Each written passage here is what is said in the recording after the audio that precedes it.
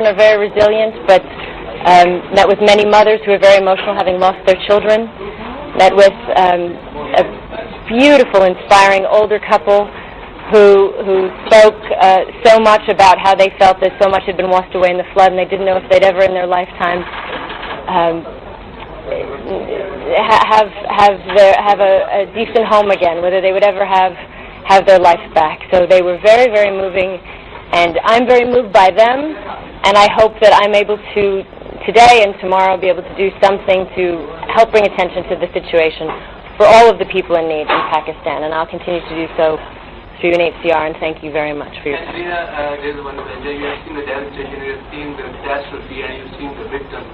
What do you appeal to the world? What do these victims need from us?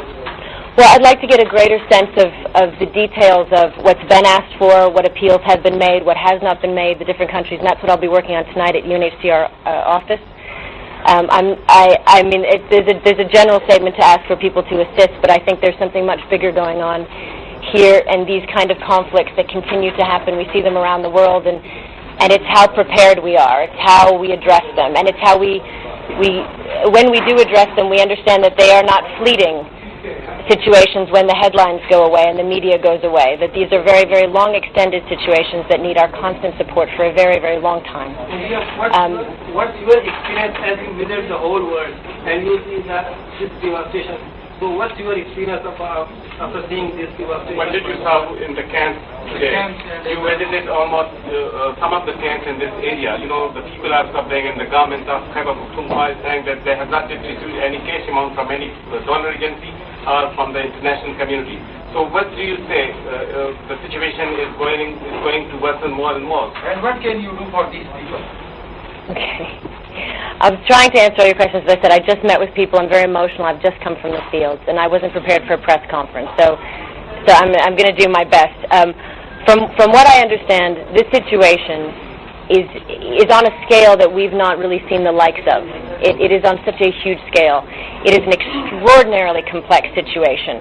It is not just the floods. As I said, it is still, there have been 3 decades of people, 3 decades, Pakistan has hosted Afghani people, and graciously, and there are still 1.7 million Afghan people here who have needs particular to refugee needs.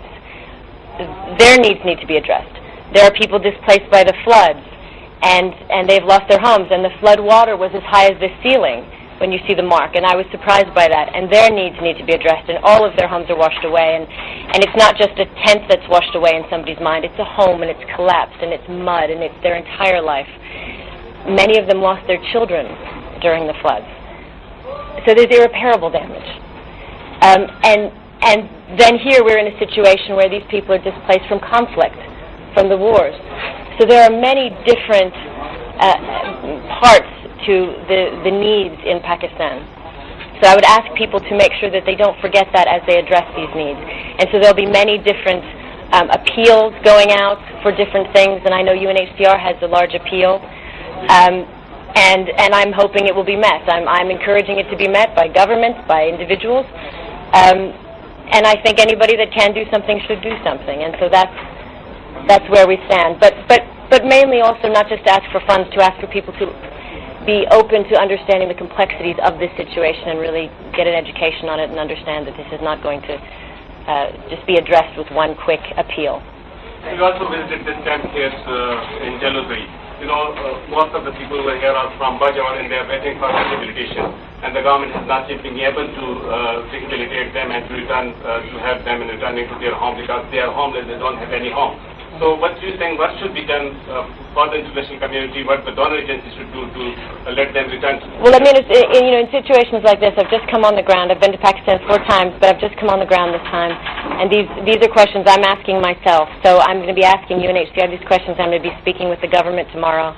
And I'm going to try to do the best I can to try to get a handle on it and know what is the right thing to ask for on behalf of these people. But I don't know at this time. Thank you very much. Thank you very much. Well, that was the goodwill